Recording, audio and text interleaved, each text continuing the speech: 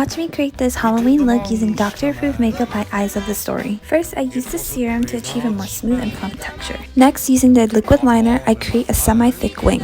Now, on the crease of my eyes, I'm drawing a triangle and filling it in to create the illusion of cat ears. You gotta love the precision of this liquid liner. Love it! Since I want it to be extra, I lined the bottom of my eyes and connected to the end of my wing, of course avoiding the waterline. And we're done with the eyeliner! I really love sparkles, so I'm going to add some to this look. Make sure to not get any glitter too close to your waterline because we don't want anything to go inside your eyes.